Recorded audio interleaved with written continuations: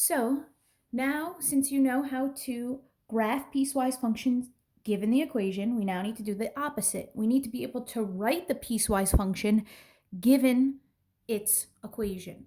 Given its graph. So why don't you take a minute and copy these two into your notebook. So pause the video, copy these into your notebook. If you can see, write down the coordinate points. That says -4, -2, -6, 1, -4, 4, 1, 4, 1, 2, 2, -5. And be careful with the open circles and the closed circles.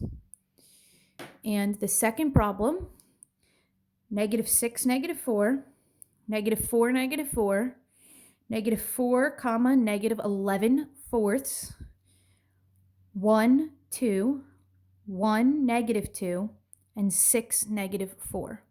So pause the video, copy those down, and then when you're done, play the video, and we will be writing the equation for each piecewise function. So when we have to write the equation for each piecewise function, okay, first, let's figure out how many pieces there are.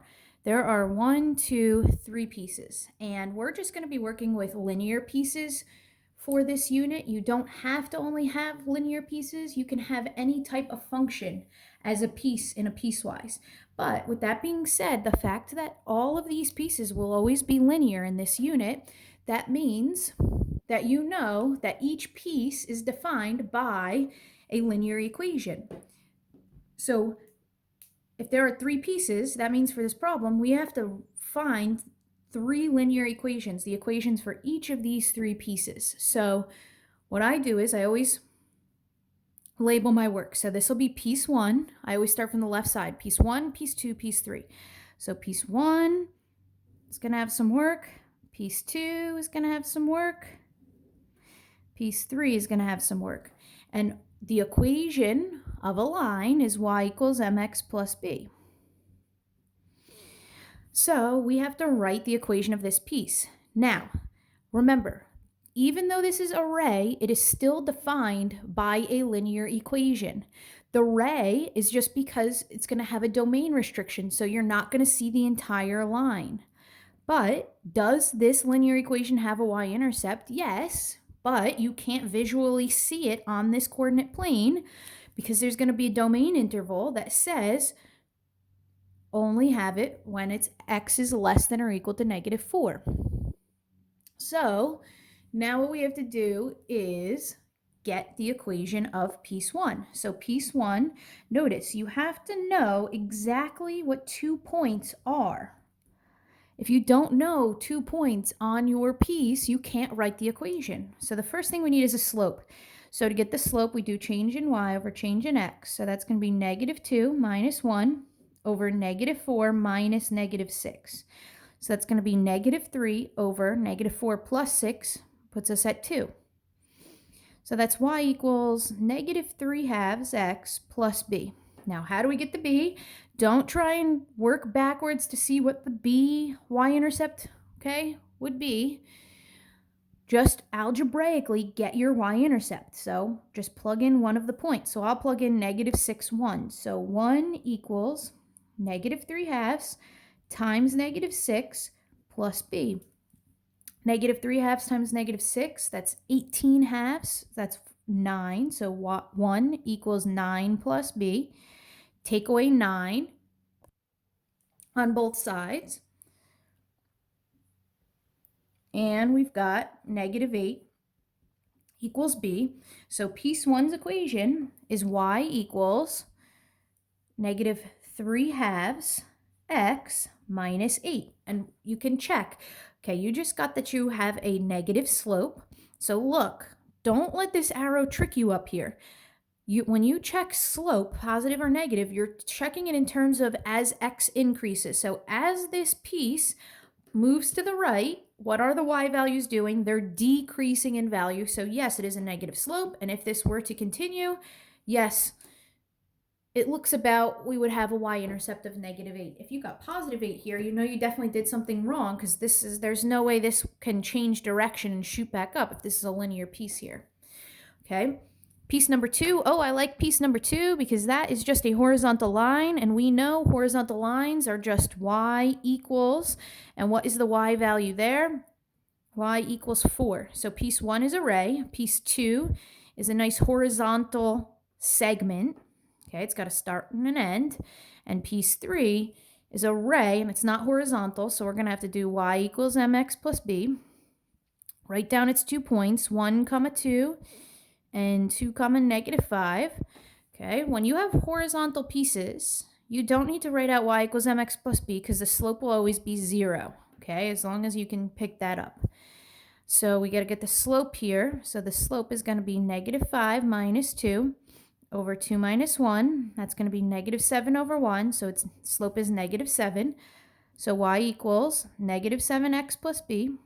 So to get b, plug in one of these points. I'll plug in 1, 2. So 2 equals -7 times 1 plus b. So 2 equals -7 plus b. b equals 9. So the equation of piece 3 is y equals -7x plus 9. You could always check piece 3. As it goes to the right, y is falling. So yes, it should have a negative slope, and a positive y-intercept of 9 looks good. So now we say f of x. Okay, we could call this function f of x. We put the big curly brace, and piece 1, we don't write y equals again. Okay, we just write the right-hand side. So -3 halves x minus 8, and then comma, and now we write the interval over which we see piece 1. So it's a ray. It's got a start. It starts. Remember, you always write the intervals in terms of x, not y. So it starts when x is -4, and this is defined in terms of x to the left. So when x is, and is that solid or open? Solid. So less than or equal to -4. So this is a linear piece. This would be a line, but when you say it starts somewhere, okay, x is only defined when it's less than or equal to -4, it's going to be a ray. Piece 2, the equation was 4. When, and is this a ray or a segment? It's a segment. It starts when x is -4. It ends when x is 1. So when x is open, so just greater than -4 and less than 1. Open circles for both means not equal to. Okay, so -4 is defined on the first piece and not the second piece. And the last piece, the equation is -7x plus 9 when, and piece 3 is a ray, so it's got to start. It starts when x is 1, and it goes to the right, so x is greater than or equal to 1. So here is the piecewise function, okay, for problem number 1. So notice, when you look over here, just make sure -4 can only be defined on one of these intervals. It's defined on this one. 1 can only be defined on one of these intervals. It's on this one. So just be careful, check that over. Okay, so that's problem number 1. And problem number 2, here we go. So problem number 2 has 1, 2, 3 pieces. So we're going to separate our work. 1, 2, 3, and piece 1. Oh, piece 1 is a horizontal piece, so we could just write y equals, and it is the y value of -4. Okay. Piece 2 is not horizontal, so we're going to need to do some algebra to get its equation. So the 2 points are -4, -11/4 and 1, 2. So to get the slope, we have to do 2 minus -11/4 all over 1 minus -4. So it's going to be a little bit of work. This is going to be 2 plus 11/4 over 5. So the first thing we're going to have to do here is add 2 plus 11/4. In order to add those together, we have to have a common denominator. So we have to rewrite 2. as an equivalent fraction with a denominator of 4. So that's going to be 8 over 4 plus 11 over 4 all over 5. That's going to be 19 over 4 over 5. And you know how to keep going here. Okay, we shouldn't leave it like this. Okay, this is called a complex fraction.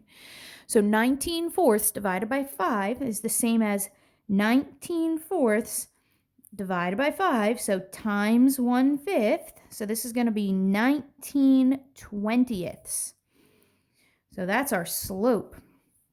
Y equals 19 twentieths x plus b.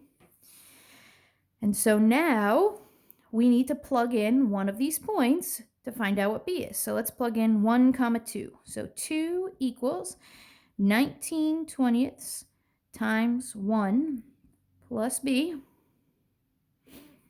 So that's going to give us 2 equals 19 twentieths plus b.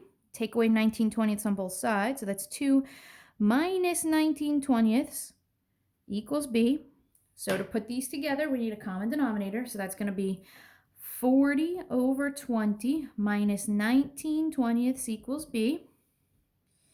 Okay, and that's going to be 21 twentieths. So a lot of work to get that equation, but we did get it. It's y equals 19 twentieths x plus 21 twentieths. So let's check. A positive slope, okay, on piece 2 as we go to the right, y is increasing, so yes, it's a positive slope.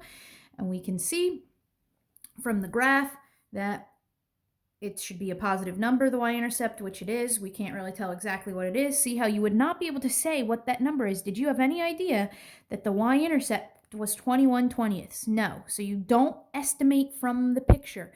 You have to go by the points you have. That's why you have to do algebra. There's no other way to get 21 twentieths than getting b by doing this method. So piece 3 is not horizontal, so we have to do work again. Y equals mx plus b. So to get m, write down our points, 1, -2, and 6, -4. So we have change in y, so -4 minus -2 over 6 minus 1. That's going to be -4 plus 2.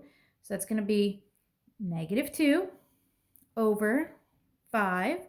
So that's y equals -2/5 x plus b. To get b, we have to plug in one of the points. So I'll plug in 1, -2. -2 equals -2/5 times 1 plus b. Choose the point that you think is just going to be easier to work with. That's why I didn't choose 11/4 here.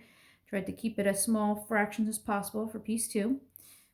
So we have -2 equals -2/5 plus b. We have to add 2/5 to both sides. So that's going to give us -2 plus 2/5 equals b. And so now in order to add these together, we need a common denominator. So our common denominator will be 5. So -10 over 5 plus 2 over 5 equals b. That's -8 over 5, which is -1 3/5. So looks pretty accurate there. So we have y equals -2/5 x minus 8/5. Okay, so now we just write down, okay, so for piece 2, we have f of x equals, big curly brace, piece 1 is -4. Now it's a segment, okay, so it starts when x is -6 and it ends when x is -4. So when it starts at -6, it's defined, so make sure we use the symbols that tell us that it's defined there. And piece 2 is 19 over 20x plus 21 over 20 when, and piece 2 is another segment. And so it starts when x is -4 and it ends when x is 1. Notice it is not defined when x is -4. So you have to only have the x is greater than -4 and then less than or equal to 1. And then piece 3, -2/5 x minus 8/5 when and this is a ray, so it's got a start and no end. Okay, it doesn't stop here. This is just telling you that it's a point on the line. So when x is greater than 1. And that is writing piecewise functions. Make sure you have the equation that represents each piece and the interval over which you see that piece. If you don't have these specific intervals, these would just be 3 lines and you would not be passing the vertical line test. This would not be a function. So remember what piecewise function is a function in which when you are on specific intervals, your output is defined by different expressions.